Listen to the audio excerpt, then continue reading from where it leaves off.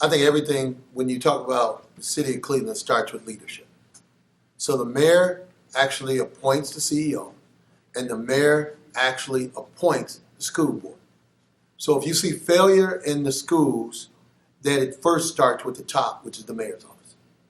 So the first thing you got to do is you got to make sure you have an educational team in place from top to bottom.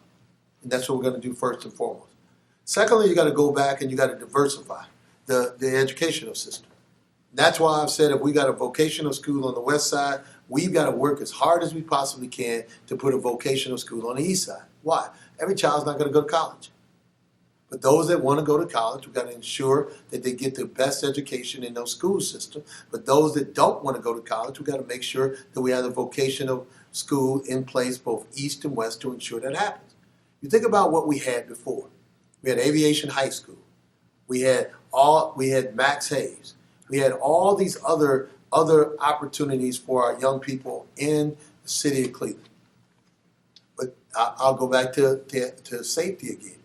Because I think it's important that people need to understand that if you don't have safe communities, all these other things are going to fall apart. And I'll tell you the story that I tell everybody. I now represent John Adams High School.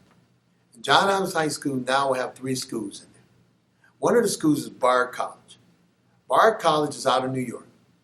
And you can go to John Adams now, and you can have the ability that when you graduate from John Adams to be able to get a life-changing opportunity, to be able to have a life-changing opportunity.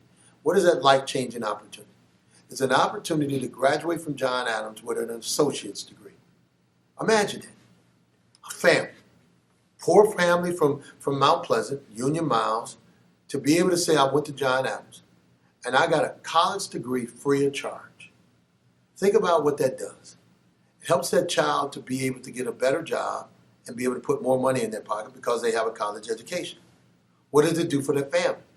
That person may want to go on to study 2 more years and get a 4-year degree. So instead of having to pay for 4 years, they pay for 2. And then just think about the robust effects of having a college education, what that does. Why do I say all of that? Because Bard College, one of the recruiters said to me, Councilman, I'm having a hard time recruiting people to come to John Adams because of the violence. Understand it. A life-changing opportunity to get a free education. And they're saying they're having a hard time recruiting people to come get a life-changing opportunity, a free college education because of the violence. So I say to you once again, it's safety first.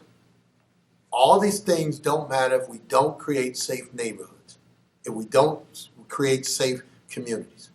All these things don't matter if we don't create safe neighborhoods and we don't create safe communities.